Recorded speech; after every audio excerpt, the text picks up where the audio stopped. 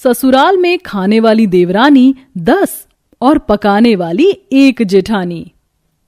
भाभी रोटी खत्म हो गई है, प्लीज कुछ रोटी लेकर आ जाओ। सूरज की आवाज सुनकर निशा गुस्से में रोटी लेकर डाइनिंग टेबल पर रख कर आ जाती है और फिर से रोटी बनाने लगती है। निशा को इतने गुस्से में देख आशा उसके पास जाती है और उससे बोलती है, क्या हुआ बहू, रोटी फुलाने के बदले तू अपना मुंह क्यों फुला रही है? माँ जी, अब मेरी जिंदगी में सिर्फ मुंह फुलाना ही रह गया है। अब क्या मैं वो भी ना फुलाऊं? आपको दिखाई नहीं दे रहा कितना बड़ा परिवार है? आखिर मैं कब तक अकेले इतने लोगों का खाना बनाऊंगी? अब तो मेरे सारे देवर भी शादी के लायक हो गए। कम से कम एक की शादी तो करवा दो ताकि मेरी देवरानी आकर घर के कामों में मेरी थोड़ी मदद करवा सके। बहू, कहता तू ठीक रही है, पर तू ये भी तो सोच, अगर तेरी देवरानी आ गई तो हमारा परिवार और बड़ा हो जाएगा। माँ जी, अगर परिवार बड़ा होगा तो मेरा काम भी तो बटेगा। आप ये क्यों नहीं देख रही? और आखिर कब तक मेरे सारे देवर कुंवारे बैठे रहेंगे? अच्छा ठीक है बहू, तेरे ससुर जी से सुबह में इस बारे में मैं बात करूंगी। निशा के कहने पर आशा सुबह अपने पति विनोद से बात करती है और जब विनोद ये बात सुनता है तो वो बहुत खुश होता है और अपनी बीवी से कहता है, अरे आशा, मैं तो कब से तुमसे कह रहा था कि हमें अपने पवन के बाद तीनों बड़े बेटों की शादी एक साथ करवा देनी चाहिए। बाकी की शादी भी हम धीरे धीरे करवा देंगे। और वैसे भी हमारे उन तीनों बेटों ने पवन के साथ घर की जिम्मेदारी भी संभाली है।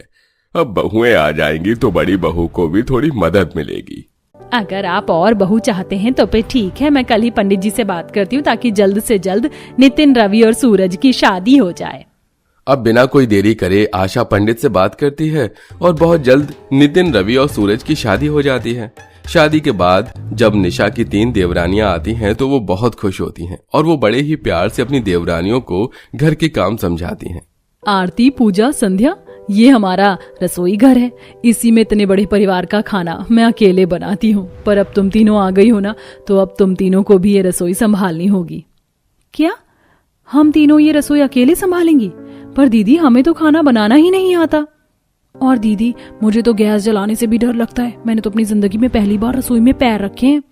दीदी, खाना बनाना तो मुझे आता है, पर मैं ये नहीं जानती आटा किसे कहते हैं और चावल किसे कहते हैं। कई बार तो मैं नमक की जगह शक्कर और शक्कर की जगह नमक डाल देती हूँ।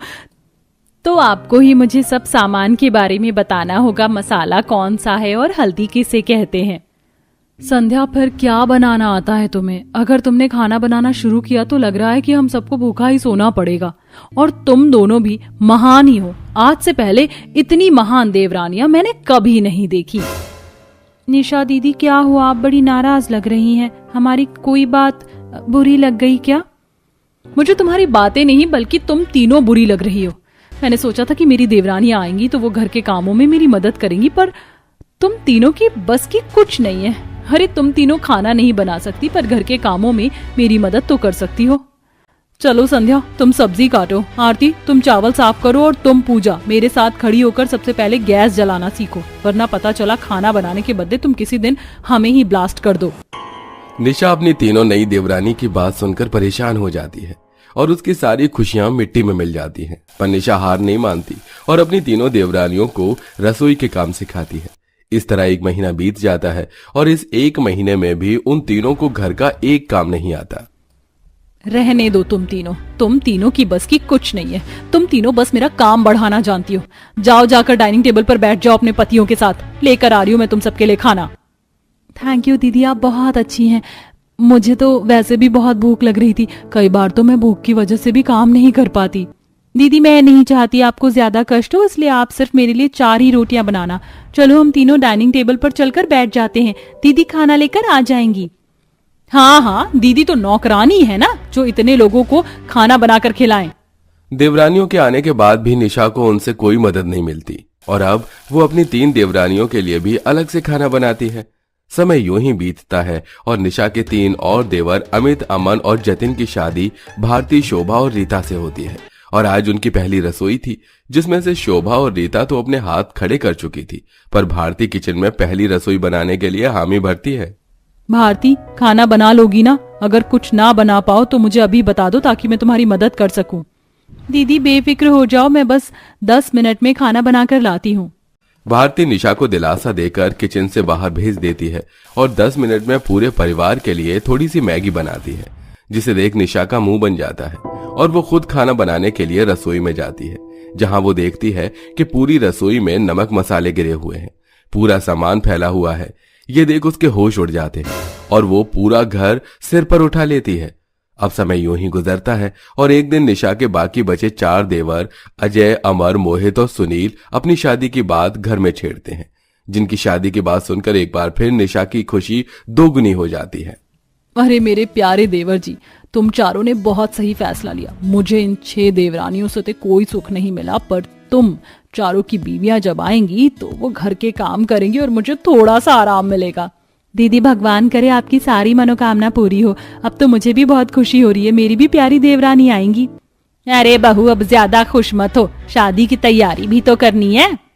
अरे आशा, शादी की तैयारी तुम सब कर लेना, घर में खाना भी तो देखना है। और घर में निशा बहू के अलावा और किसी को खाना बनाना नहीं आता।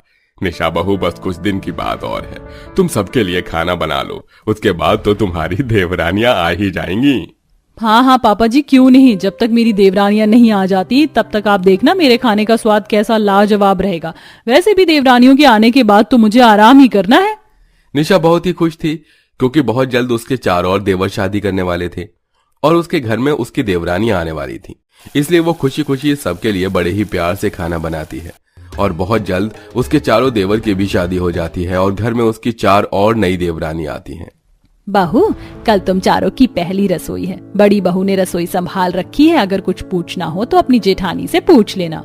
हाँ बिल्कुल भी हिचकिचाना मत। मैं तो कहती हूँ तुम तीनों अभी चलो रसोई में, मैं तुम्हें अभी ही बता दूंगी, क्योंकि इन सब से पूछने का तो कोई मतलब ही नहीं। इन सब में से सिर्फ भारती है जिसको मैगी के अलावा और कुछ बनाना नहीं आता। अगर तुम्हें मैगी बनाना सीखना है तो इससे सीख लेना। आज निशा की खुशी का ठिकाना नहीं था। वो पिछली बार की तरह अपनी नई 4 देवरानी को रसोई में ले जाती है और उन्हें राशन के बारे में बताती है और खुद कमरे में जाकर सो जाती है। और अगली सुबह निशा की वो देवरानियां कविता, भावना, विनीता और लक्ष्मी पूरे परिवार के लिए खाना बनाती हैं। और जब पूरा परिवार खाना खाता है तो मुंह से खाना निकाल देता है। अरे बहू, ये क्या खाना बनाया है? बहू तूने सब्जी में नमक डाला है या नमक में सब्जी डाल दी है? और ये दाल, आज से पहले मैंने ऐसी काली दाल कभी नहीं खाई। और मैंने रोटी के नाम पर ऐसा नक्शा कभी नहीं देखा। वैसे ये कौन से देश का नक्शा है? मुझे तो बहुत अच्छा खाना बनाना आता है, पता नहीं क्यों यहाँ पर खराब बन गया। निशा बहू मैंने देख लिया, मेरी इन 4 बहुओं को कितना अच्छा खाना बनाना आता है।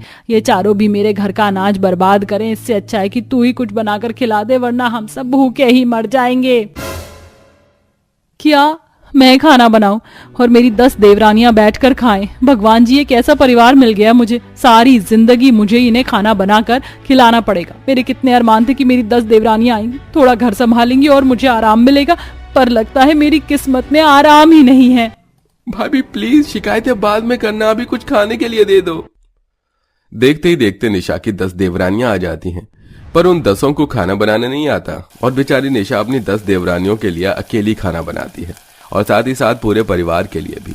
अब समय यूं ही गुजरता है और अकेली निशा परेशान होने लगती है। इसीलिए वो ठान लेती है कि वो अपनी 10 देवरानियों को खाना बनाना सिखाएगी। तुम 10 मेरी बात कान खोल कर सुन लो। मैं तुम 10 को बिठाकर नहीं खिला सकती और ऐसा कोई काम नहीं जो हम ना कर सके, इसलिए जैसा मैं तुम 10 को बोलूं वैसा ही करो। फिर देखना कैसे 10 दिन में तुम सब खाना बनाना सीख जाओगी। हाँ दीदी, हम वैसा ही करेंगे जैसे आप बोलेंगी। इस तरह निशा अपनी 10 देवरानियों को खाना बनाना सिखाती है और 1 महीने के अंदर अंदर निशा की सारी देवरानियों को खाना बनाना आ जाता है। इसके बाद निशा अब अपनी देवरानियों के साथ मिलकर पूरे परिवार के लिए हंसी खुशी खाना बनाती है और पूरा परिवार एक साथ खाना